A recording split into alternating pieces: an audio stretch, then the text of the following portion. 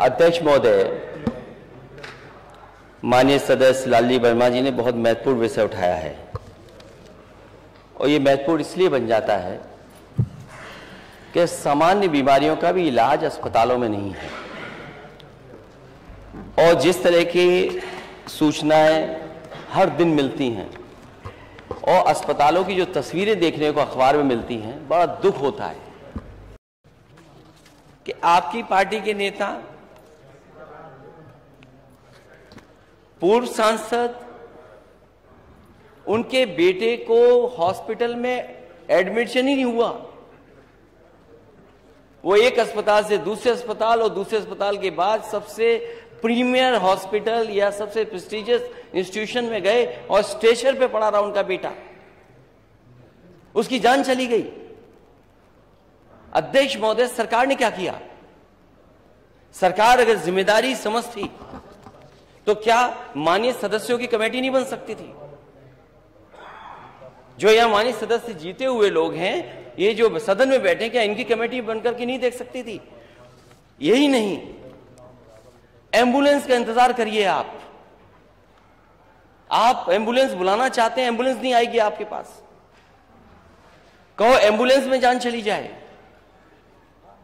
और अगर अस्पताल पहुंच गए तो स्टेशन नहीं है, लोग अपने कंधों में, गोदी में रख करके या परिवार के 2 सदस्य लेकर के जा रहे हैं। यह स्थिति है। और अस्पताल में बेड नहीं, 2-2 भर्ती थे। जिस समय डेंगू अपने पीक पे जब डेंगू था तो अस्पतालों में एक बेड पर 2-2 मरीज थे, राजधानी में थे। और अगर राजधानी में यह स्थिति है तो दूसरी जगह क्या स्थिति होगी प्रदेश के किस दूसरे कोने में? जो कहां घूमे, कहां जाए मरीज? सरकार बताए कि अगर डेंगू है तो सरकारी अस्पताल में इलाज क्यों नहीं मिला, और सरकारी अस्पताल से अगर वो प्राइवेट हॉस्पिटल में चला गया तो अनाप शनाप पैसे लेना, कोड में दवा दे देना, उसका लाखों खर्च करा देना, उसके बाद भी नहीं जान बच रही है। और ये केवल एक जगह की सूचना नहीं है, पूरे प्रदेश में माननीय सदस्य यहां बैठे होंगे, उनके पास सूचियां हैं उनके क्षेत्रों की कि किन लोगों की डेंगू बीमारी से जान गई है। मैं सरकार से जानना चाहता हूं, माननीय मंत्री जी बताएं, हालांकि डेंगू का सवाल है, लेकिन एम्बुलेंस क्यों नहीं पहुंच रही? अस्पताल में पहुंच जाए तो स्ट्रेचर में नहीं मिल रही, एडमिट हो जाए जैसे तैसे कई चक्कर काट करके, जांचें करा करके, तो बिस्तर नहीं मिल रहा, बिस्तर पे इलाज कराना पड़ रहा है उसको, एक ही बिस्तर पे 2 लोगों को। आखिर जिम्मेदारी किसकी थी? इतनी जानों की जाने की जिम्मेदारी किसकी है? कम से कम सरकार बताए कि स्वास्थ्य व्यवस्था बेहतर होगी कि नहीं होगी। मेडिकल कॉलेजेस ठप हैं और कम से कम एक जहां से सबसे ज्यादा सूचना आई है कि यहां पर सबसे ज्यादा जान गई है, माननीय सदस्यों की कमेटी बने, जाकर के देखें आखिरकार कारण क्या था और मरने वालों की मदद सरकार करेगी कि नहीं करेगी। धन्यवाद। नहीं, आपका अगर कोई विषय, क्योंकि आपका नाम है, अगर कोई विषय ना आया हो तो उसके ऊपर आप बोलिए। हैं? नहीं, अलग नहीं, अलग से कोई नहीं लिया गया, इसे ही लिया गया, अलग कुछ नहीं लिया गया। इसमें अगर आपका कोई विषय ना माननीय नेता प्रतिपक्ष ने रखा हो, वर्मा जी ने ना रखा हो, तो केवल आप बोल सकते हैं। वहां की स्थिति क्या? 322 हॉस्पिटल कोरोना तो नेता प्रतिपक्ष ने पूरी बात बता दी। प्राइवेट 322 हॉस्पिटल, आप उनके मानक चेक करवा लीजिए। कोई वहां पर कोई फैसिलिटी, कोई आरएमओ नहीं है, कोई डॉक्टर फैसिलिटी नहीं है, लैब टेक्नीशियन नहीं है, नर्सिंग स्टाफ नहीं है। अब प्राइवेट हॉस्पिटल में क्या है क्या नहीं है उसकी सूची नहीं होगी, आप लिख के देंगे तो उसकी जानकारी करवाएंगे। जी प्लीज।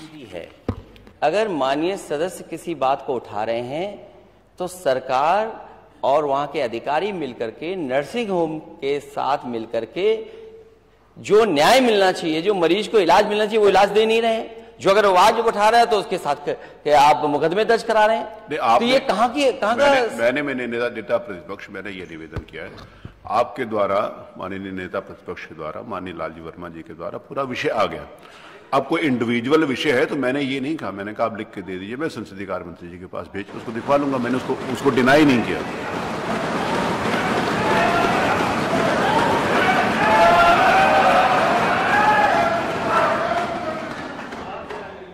जैसा प्रश्न होगा वैसे उत्तर भी आ रहा है।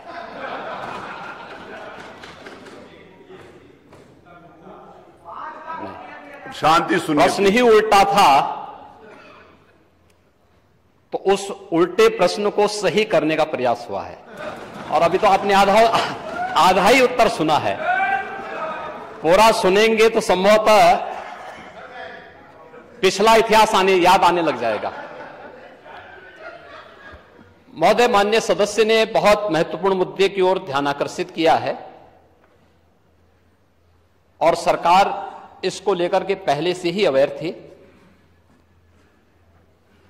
अंतर विभागीय समन्वय से संचारी रोग नियंत्रण के लिए, आपने केवल डेंगू की बात की है, जब वेक्टर बॉर्न डिजीज की हम बात करते हैं तो केवल डेंगू उसमें नहीं आता है। वर्मा जी, आप तो चिकित्सा शिक्षा के मंत्री रहे हैं ना, तो केवल डेंगू नहीं आता उसमें, मलेरिया भी है, चिकुनगुनिया भी है, कालाजार भी है। इन सभी से संबंधित वेक्टर बॉर्न डिजीज हो या फिर वाटर बॉर्न, जल जनित हो या फिर विषाणु जनित कोई भी बीमारी हो, इनके उपचार के लिए सरकार के स्तर पर एक समन्वित प्रयास किया गया है। और उस समन्वित प्रयास को ही हम लोगों ने संचारी रोग नियंत्रण का एक विशेष अभियान, वर्ष में 3 बार चलता है कार्यक्रम, जिसमें पहले 15 दिन संचारी रोग के लिए अवेयरनेस के साथ साथ अंतर विभागीय समन्वय से स्वास्थ्य विभाग नोडल विभाग होने के नाते सभी अन्य विभागों के साथ समन्वय के माध्यम से इन कार्यक्रमों को नियंत्रित करता है। इसके बाद डोर टू डोर जाकर के दस्तक अभियान के माध्यम से कहीं भी कोई व्यक्ति जो बुखार से पीड़ित है, उस व्यक्ति को नजदीक के स्वास्थ्य केंद्र में उपचार की सुविधा दिलाने की व्यवस्था करना। उत्तर प्रदेश 25 करोड़ की आबादी का राज्य है और स्वाभाविक रूप से अलग अलग क्लाइमेटिक जोन होने के नाते अलग अलग क्षेत्र में अलग अलग प्रकार की बीमारियां देखने को मिलती हैं।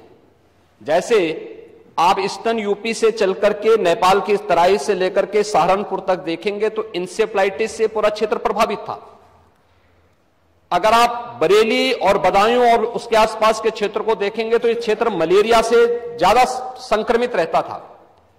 वाराणसी से लेकर के प्रयागराज, लखनऊ, कानपुर होते हुए अगर आप फिरोजाबाद, आगरा तक पहुंचेंगे तो ये पूरा क्षेत्र डेंगू से प्रभावित है। अगर बुंदेलखंड क्षेत्र में अगर आप देखेंगे तो ये क्षेत्र चिकुनगुनिया से प्रभावित है।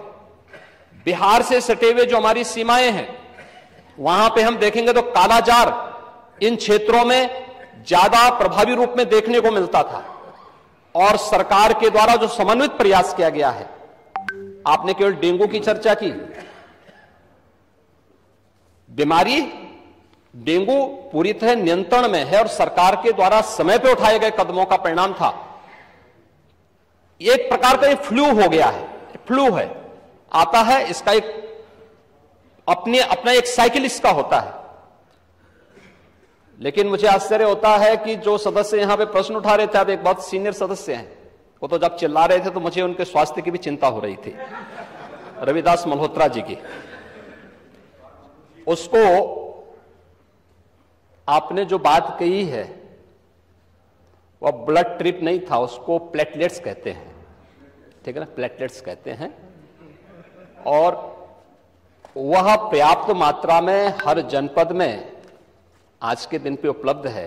ब्लड सेपरेटर यूनिट, पहले होता क्या था कि हम होल ब्लड चढ़ाते थे। हर एक पेशेंट पे होल ब्लड की आवश्यकता नहीं, खासतौर पर वायरल जनित जो ये बीमारियां होती हैं जिसमें डेंगू है या बहुत सारे ऐसे वायरस आते हैं जो प्लेटलेट्स काउंट को कम करती हैं। उन स्थितियों में प्लेटलेट्स की अतिरिक्त आपूर्ति के लिए उस व्यक्ति को उसको बाहर से चढ़ानी पड़ती है। इसके लिए हर जनपद में ब्लड सेपरेटर यूनिट दी जा चुकी है, वे काम करनी शुरू की है। वहां पे हर जगह सरकार के स्तर पर बेहतर प्रयास हुआ है। और जहां तक नेता प्रतिपक्ष के द्वारा यह कहा जाना कि साहब प्राइवेट हॉस्पिटल में, याद रखना डबल इंजन की सरकार है, ये केवल बोलती नहीं करके दिखाती भी है।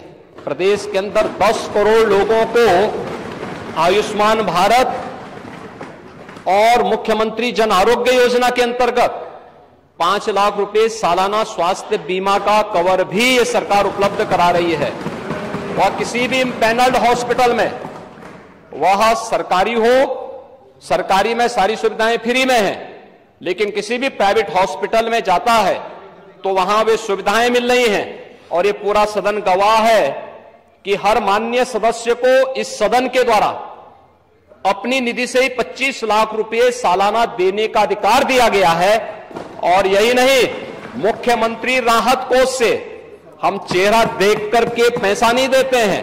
कोई भी व्यक्ति जो भी आवेदन करता है, कोई भी पीड़ित हो, उसकी जाति, उसका मत, उसका मजहब नहीं देखा जाता है, बल्कि वो पीड़ित राज्य का नागरिक है।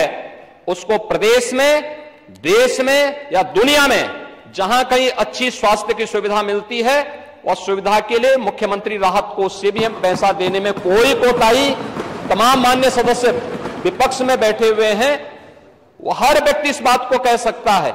उनके प्रस्ताव आते हैं बिना किसी भेदभाव के, हमने उसके लिए भी धनराशि उपलब्ध कराई है।